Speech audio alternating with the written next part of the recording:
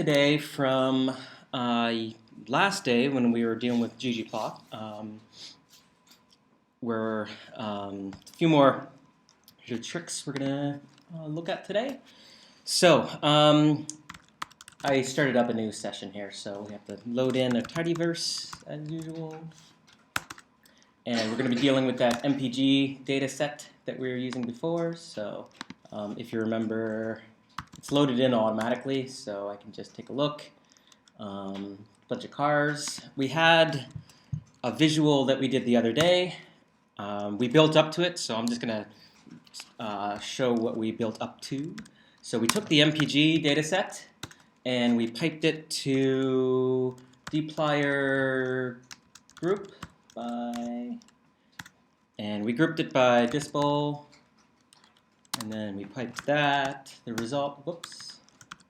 result to dplyr summarize, and we computed a mean of the highway mileage.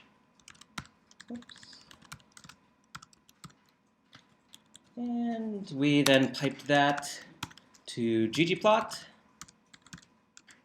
ggplot.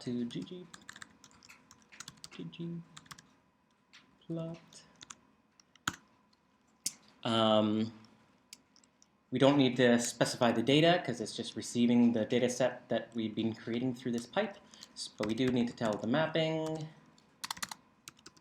And it's a list of aesthetic attributes mapped to columns. So use the AES function. We say on the x-axis we want dispo, and on the y-axis we want mean HWY. That's the base mappings that we want. We need to say what geometric objects we want. So we said do a point and geom line. So I can run that, and it brings up a nice graph here, these points dotted. So the first thing I want to point out is that when you create a ggplot object, I told you in the main call to ggplot, you specify the things that are common across your different layers. So geom point wants to use these mappings, and geom line wants to use these mappings. And similarly, although we haven't explicitly put what data set it's coming, we've piped the result of this set of transformations as the first argument to ggplot. So the data set resulting from these transformations is what geom point's going to look at for plotting its data, and what geom line's going to look at for plotting its data. Really quick question. In the stuff that we did last day, we had to put stack equals identity for disposition equals identity. I noticed I didn't see it included. Yep, you don't need to do that because geom point has a default that stat equals identity and position equals identity. We could change that if we'd like, but yeah. So when we did it the other day, we were using the function layer at the outset to build up our understanding, and that layer doesn't have a default for those two arguments, so you need to put in identity for those. Now we're never going to use layer again, so we don't need to worry about that yet. Okay, so what if I actually wanted, in addition to these mean points, what if I wanted to add in the original raw data points, just to show sort of what the raw data looked like, and this is the mean points in there? Well, it's super easy. We're going to add in a call geom points, but this time we don't want the data that was specified as common to all layers. We want to overwrite that, and we say data is the original data that the original MPG data not summarized. So if we're doing that, we also need to specify the mapping for this.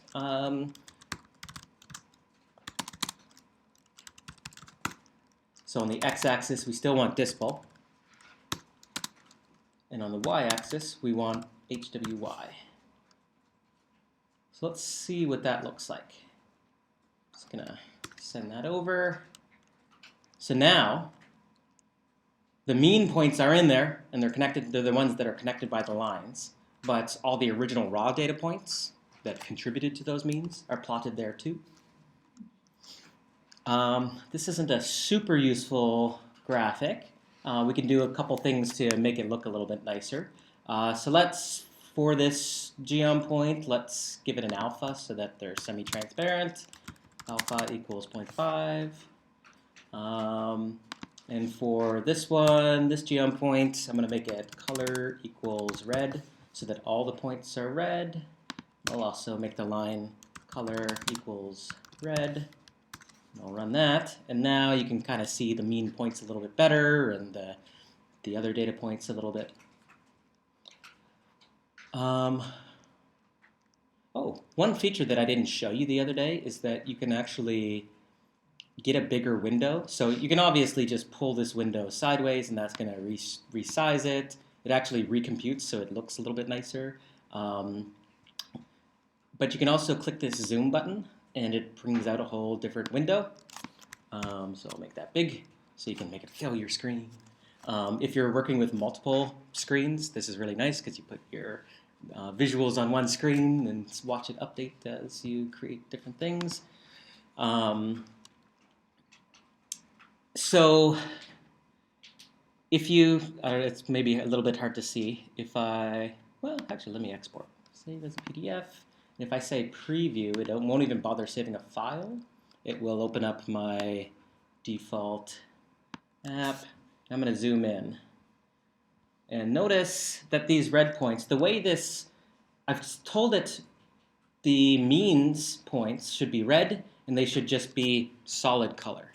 But the other points should be black and a slightly see-through color. So if you notice like a point like this, what's actually happened is that it's plotted the, oh, it's looking orange. Wow.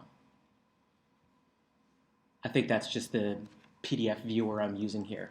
But what seems to have happened is that it's plotted the mean points in red, and then on top of that layer plotted the black points as semi-transparent. What if I want to do the opposite ordering?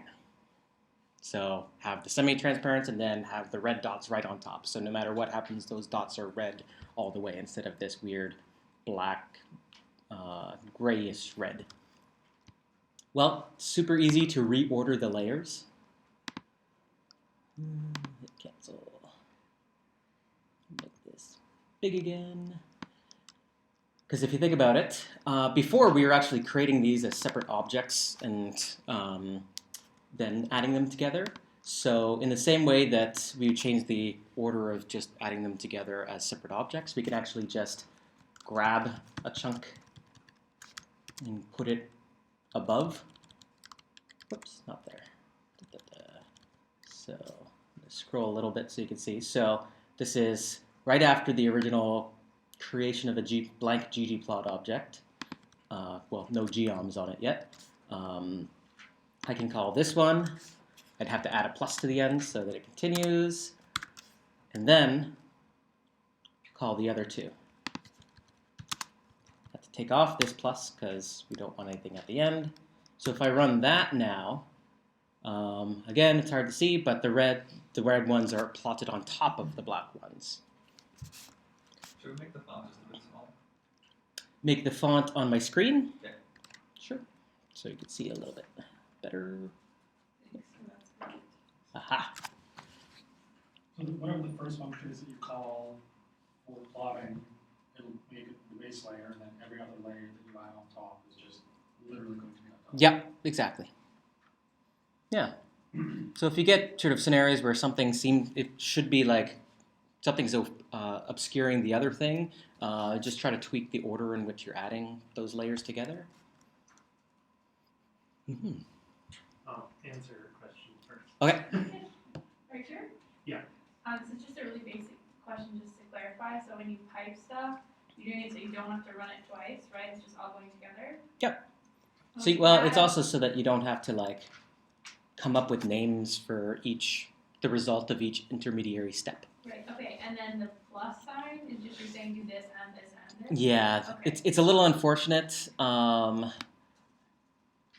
The author would turn these pluses into pipes if it weren't that there's so much code out there now that uses the pluses. It would break a lot of what people have done in the past. I don't know. You might still be convinced to change it, but yeah, it's unfortunate that dplyr, you use the pipes with GG. Once you start a ggplot object, you just use pluses. Oh, okay, thanks. But they basically But- function as the same. The same sort of ideas that you are taking an object that's originally created and then just adding things to it. All right, so that covers the idea that, I mean, this isn't a super useful plot.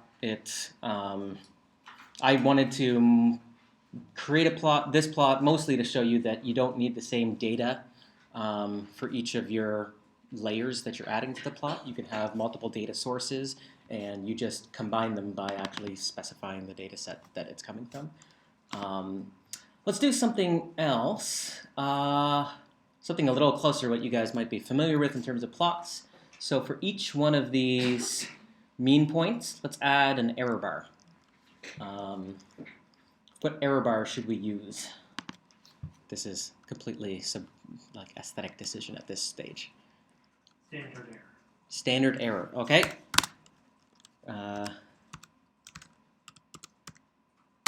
So what is the formula for a standard error? No clue. I just shouted out an error type. Oh, Something like point minus the mean divided by, I don't know. Is there a standard error function? Nope. Oh. So the standard error involves Come on, don't pick something easier. a measure of variability. I was the only one who spoke. So. Isn't the Anybody remember what is the standard error? Like, what is it conceptually? so it's the average variance of an experiment as opposed to the depth. So if you were to do the experiment much times, the amount of error you would expect between each Yes. iteration. So it's the reflection that if you did the experiment many times, each time you get a mean out, what the variability you'd expect amongst those means to be. Okay, so yeah, conceptually that's what the standard error is. You estimate the standard error by using some property of the sample. Standard deviation. Yes, so both of you are correct. So we'll say standard deviation of highway, and you transform that standard deviation. You multiply it by something to talk about not the standard deviation of a sample, but the standard deviation of the expected standard deviation of many means collected across many experiments. Do you remember what that transformation is? Square root of the number of observations. So you say divided by the square root of SQRT by the number of observations. So if you actually remember, n was the function that actually just counts the number of observations. Now it's actually going to screw up over here, I think, because there's only one observation for those two. Let's see what happens though. So I'm just going to run this little bit to see what that, so I can just select it and hit print, or select it and hit go, and it will show me what the output is. So that's the SE highway.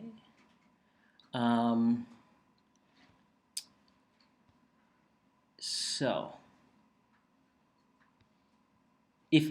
we have the SE, what do we want to do with it?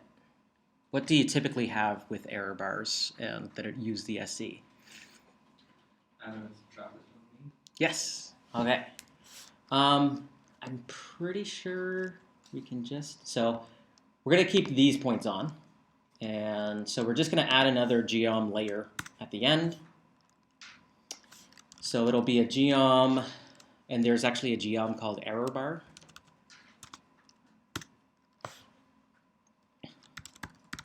we have to give it a mapping argument because I could write it up here, but I want to write it down here just to be clear. So x is still going to be Distal. Technically, I really didn't need to put that in. An error bar needs to have a minimum and a maximum point. So there's a y min is something, and y max is something. So we said we wanted it to be the mean HWY plus the, what was the name of it? SE HWY? Is that the min or Plus or minus? would it be minus? You are correct. So minus SE HWY. And I'll copy that. That's plus. I think that'll work just like that. Yay! Now each of the error bars is black, so we should maybe make it match the color of the means. So color equals red. We actually have a warning. Remove 6 rows containing missing values, and that's because is that missing?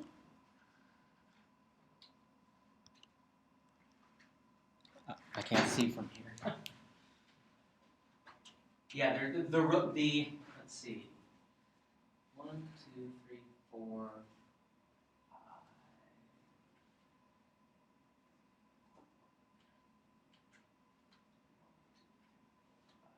6. Yeah, okay, so there are several values for Distal that only had one observation there. So the standard deviation is not defined for one observation. So this yielded an NA for that. We can confirm that by temporarily saying assign this into something we'll call temp. And then say view temp. So I'll run that and run that. So we'll look through and there's some NAs. And those are the data points that just had one, and so a standard deviation is not defined for just one point. So I'll undo this little tweak. I have a question. So where you use square root and brackets, Mm-hmm.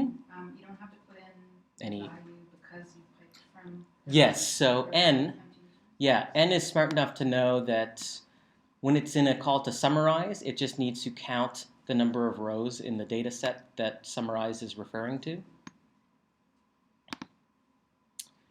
All right, so that's a little bit closer to a plot that you guys might be slightly familiar with. You've got the means with some error bars, and showing the raw data actually is a somewhat good idea to show your reader. A question over here?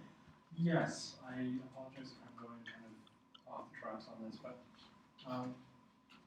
is there something like an if-then statement that can be used in R? I apologize if I've never used R.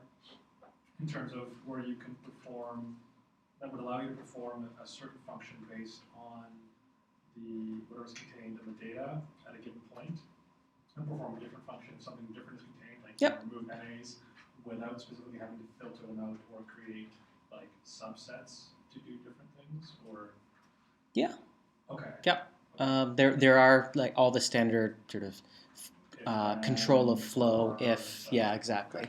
I didn't know, just because we hadn't touched on any of those. Yeah. So I wasn't sure if it was- Yeah, and we won't because a lot of times you don't need them with the dplyr workflow tools. Okay. If you think of scenarios where you'd want that sort of nuance, feel free to raise it. The only reason I ask is because for something like this, obviously it doesn't make a difference here, but being able to put like, if is NA, appears, remove this from, or do perform this task instead, and then rather than having to create like one filtered Yes, data yeah, set gotcha. or tibble where you have all the NAs included and another one where you exclude the NAs and Mm-hmm. you know what I mean? Yep. That was Yeah. I'd suggest that a lot of those scenarios, there are dplyr ways to deal with them that are cleaner. cleaner. Yeah. All right. So I just wanted to give you that example to show you that there's this geom called error bar, and you can tweak it. I want to go back to creating a visual that's just using the MPG data set to show you that there are other geoms that automatic. So we had to by hand go through and compute this summary information. There are some geoms that handle that for you. So one of them, for example, if I'll say MPG, and I'm going to get used to just doing this, even though I'm not like actually using a dplyr pipe. I'm going to pipe MPG directly to ggplot. So I still want to say on the x-axis is Distal, and on the y-axis is HWY. And we'll still do geom point and give it an alpha. Alpha of 0.5, for example. So if I run that, oh, I forgot a equal sign right here. If I run that, it gives us a plot that's a little bit familiar. So let's try adding one of these sort of auto-summarizing geoms. Geom smooth. So what geom smooth is going to do, well, let's see. It's done something. So we computed each mean and then just connected the means. It's not done that because this is a much smoother line.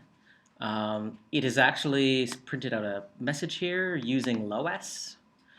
You can imagine this is like, it's tried to find this nice smooth line that goes through the data. And it's automatically plotted both the mean of that line plus some error bars computed somehow. I'm not going to get into how that was done because we'll use some better tools later. But you can see that it's automatically computed some sort of summary statistic about the data. Now, the default the default statistic that it computes is this LOS smooth function. We can actually ask it to compute a different statistic. So if I just wanted a linear function through the data, I happen to know that one of the statistics that geom smooth is aware of is the LM, linear model. So if I run that again, come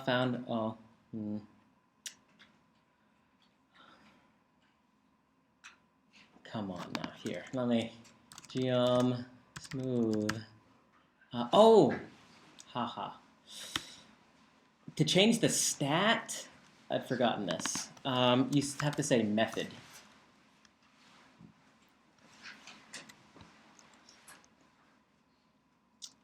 So it is, yes. That's a little bit confusing, but so this is the example of having a linear. So it's fit a linear function to the data. It's also computed an error bar for that function. And so that's one example of a sort of auto-summarizing stat. There's other ones. Let's try to build a histogram.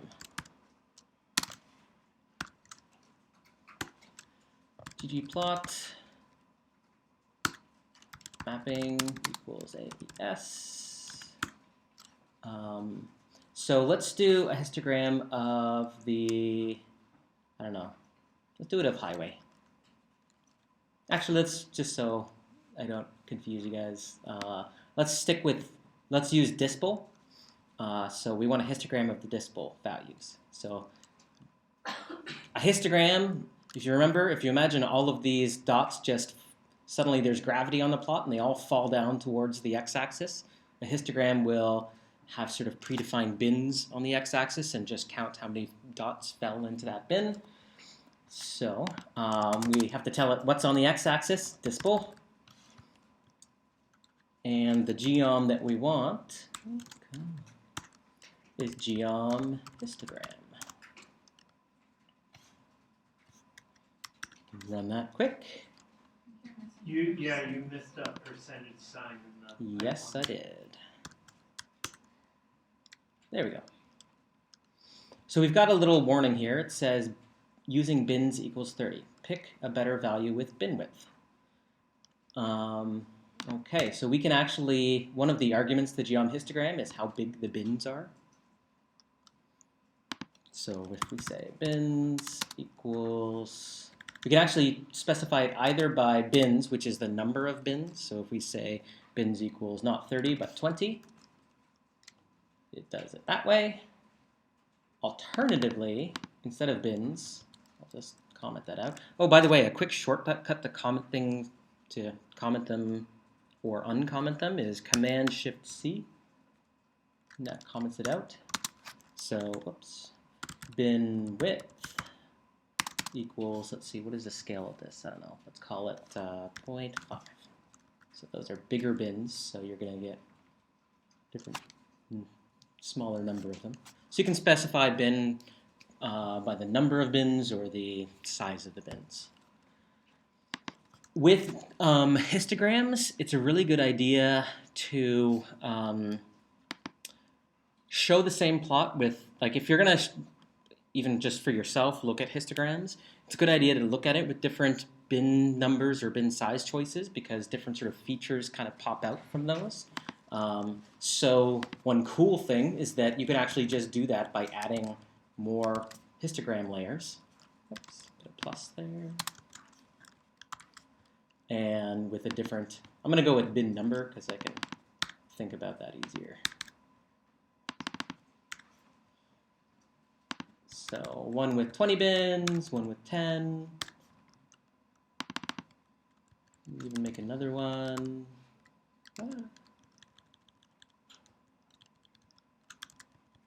With, oh, I have to put a plus here for that. Okay, another one with, I don't know, 30 bins. So it's going to show all these, but they're all overplotted. What would make this a better plot at the moment? Can you change the color? I could have each one be a different color. Slightly better would maybe be to have them be slightly transparent so you can see how they're overlapping. So I'll make them overlap a bit. Or be semi-transparent so you can kind of see. Now you notice the bigger bins will rise higher because they are on this axis is just the count. Another trick that I like for plotting a histogram, a somewhat non-conventional histogram, is to actually add the raw data as if they were points that fell to the x-axis. So how would we do that? How do you think you'd want to do that? I'll start you off by saying geom point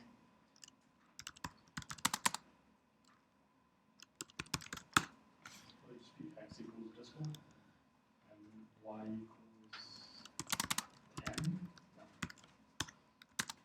y equals, Something like it? well, I just want them to fall to the axis. Oh, so you don't want them to stack up on top of each other? Yeah, no. Y equals 0? So let's try it. I also want to add some transparency in case they are overplotting each other. And there we go. So you can see that they're like alpha of 0.5 is actually probably too not transparent enough. Can't really. So here you can kind of see how like the darkness kind of corresponds to the height of the bars above the points in the nearby region. So this is a kind of histogram that I have come to like. Is there another function that kind of does similar thing, except there's just lines underneath? So we could actually just change what this shape is to make it a line. Yeah, but something built in that's kind of geared towards specifically this. So not that I know of, but we could just change the points into line, like into. Really, if we use the shape, I think it's 4. Is it cross? Oh, that's an X. 3. That's another way of doing it.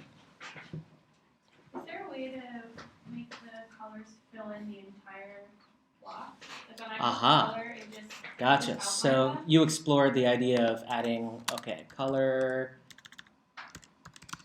This one maybe red. And this one maybe blue.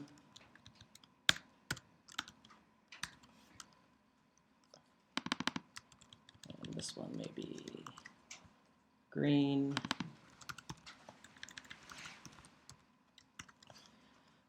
And, well, there's red, green, and blue there, but it's on the outside. Yeah.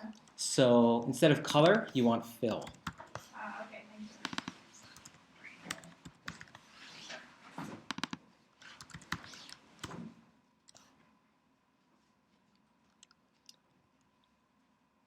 I find, yeah, the color. It's hard to make color plots look good if you're just using them like this. That's why I didn't bother putting color in, but you could. So you can create lots of cool plots with this. Like it's that's partly sort of thinking about the graphics as like a grammar set of rules to translate allows you to be very flexible in how you create things. The next sort of principle, let's see. Did I cover that? Yeah, error bars, that. Okay, next thing I want to show you is, so far we've been dealing with plots where it's just one sort of panel. It is possible to create multi-panel plots, and there are scenarios where that can be very useful. So we'll take the MPG data, and I want to plot that same scatter plot. So ggplot, I guess.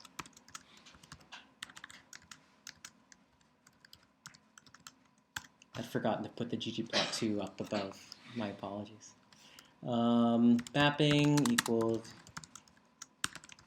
this is going to be a lot of reteaching my fingers. So x equals Distal, y equals HWY,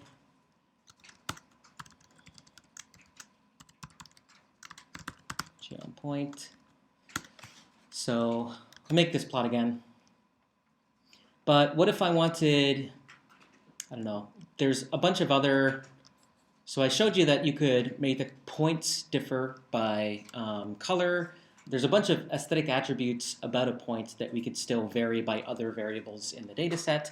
That can sometimes make for a messy looking plot, so maybe you want to just break them out into separate panels. Still on the same sort of page, but they are separated a little bit. That's where faceting comes in. So facet wrap is one way of faceting. This is still a ggplot2. Yep. Yes. So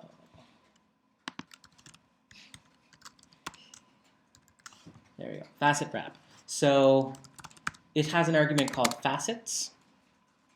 And what this wants as a value for facets is a formula haven't told you about formulas yet. Formulas start with a tilde. Wait, go away. There we go. So they start with a tilde. Tilde generally is, you can interpret that as a function of, or yeah. In this context, you just have to kind of remember that it starts with a tilde. And on the right-hand side of the tilde is any variables you want to have different facets for. So you can combine variables. We're not going to do that, I guess, yet or right now. So not color.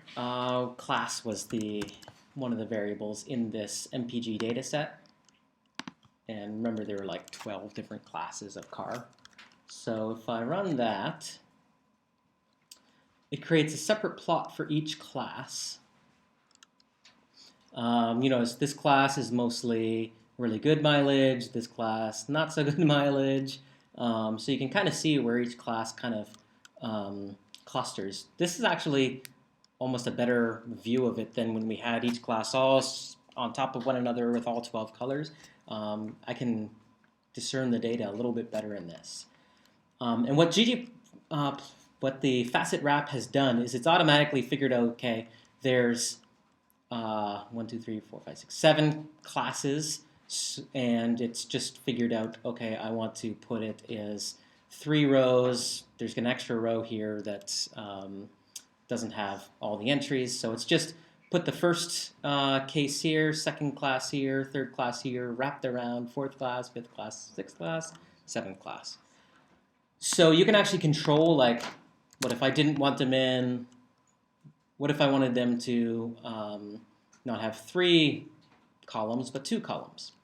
I'm actually going to look up the help on facet wrap, because I forget what you do. N row, N col. Okay, that's pretty easy. So it tries to make a guess as to what number of rows and columns would best wrap the data. So with 7 entries, it's tried a 3x3 grid. But if you want a different one, so n row equals, or let's see, n col equals 2, it will figure out how many rows that it needs to create to fit 7 entries. So that's a different way of doing it. So you can control how it wraps with that. I'm going to view this data set briefly so I can remind myself what the columns are.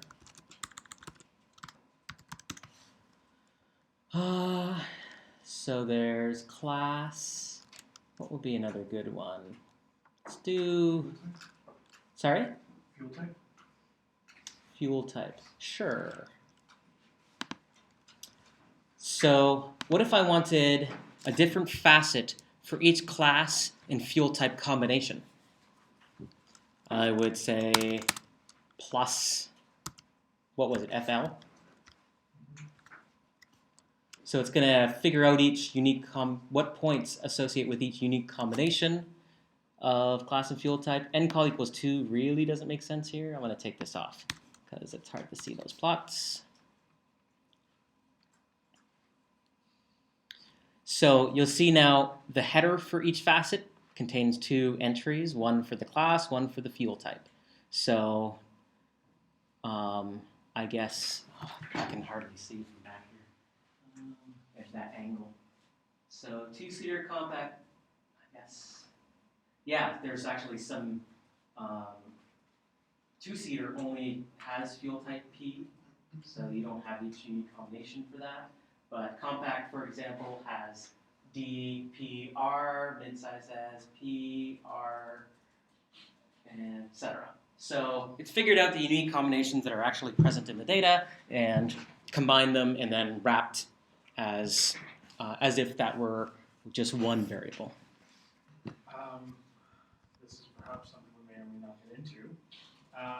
With something like this, is it possible to have one large grid representing each of these smaller graphs, and have something like all the classes across the top and then all the fuel types across the bottom, and just... That's exactly what we're going to do next. All right, so next, so that's facet wrap. I typically don't use facet wrap that much. Facet wrap's useful for when you have sort of a scenario where there's lots of categories that you want to, if you have lots of facets and there's no, and you have lots of categories to plot. If instead you have a scenario where you want it to be more grid-like, where one variable defines what's the column of facets is, and another variable defines what the the row of facets is, you want to use facet grid. Okay, so with facet grid, you still have a facets argument, and you'll still have a formula, but this time you want something on both the left and right of the formula. The thing on the left of the formula is going to specify what gets put as a row, and the thing on the right of the formula is what gets put as a column. So let's put class as row and FL as column.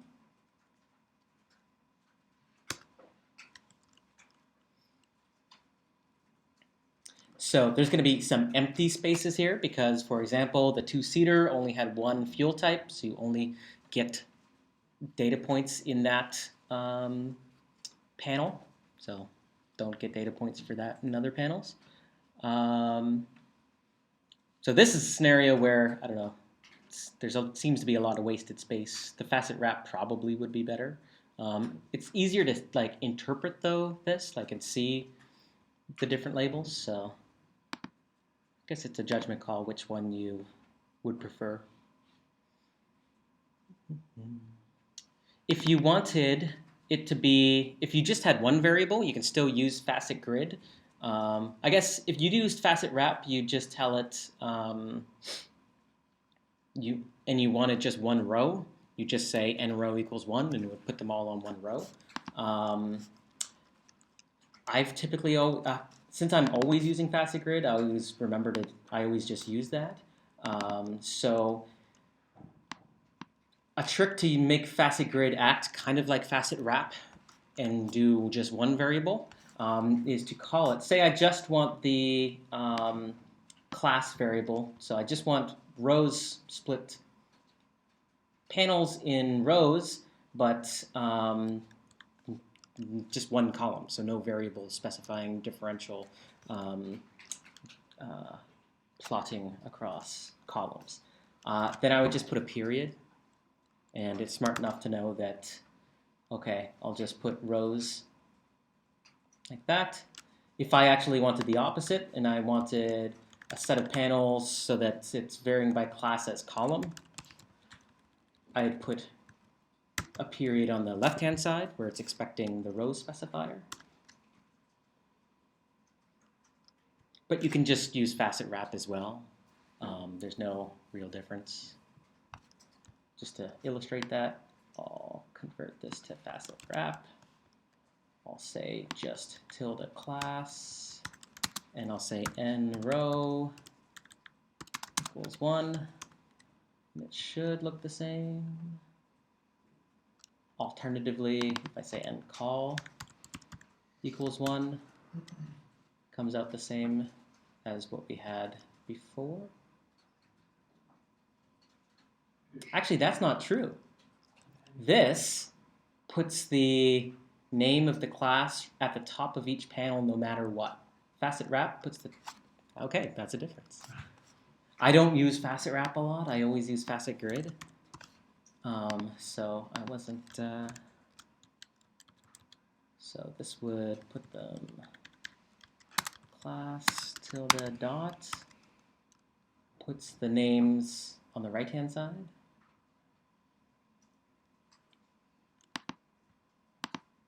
Which I actually prefer aesthetically.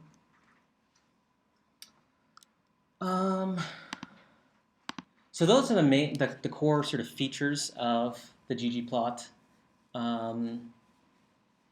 sort of package. You can tweak. I mentioned on Wednesday that I'd maybe show you how to tweak the scales so that if you didn't like the default colors, etc. I'm going to leave that to you guys to, if you encounter a situation where you don't like the defaults, there's lots of documentation on changing the defaults. For the, I guess, the sake of expediency, though, I thought, and the fact that the defaults actually typically are very well considered and very good, I thought that it was more important to get on to other material. Any questions about ggplot and plotting at Yeah. this stage? What about if you wanted to plot different types of graphs together, say describing the same phenomena, just different ways? Mm-hmm. What's some good ways to do that so we can go back? So there's faceting, but you're imagining like even, so if you just think of, oh, go ahead. Just maybe even different data coming in. Yeah. You still want to plot it all together maybe for publication or something. Yeah.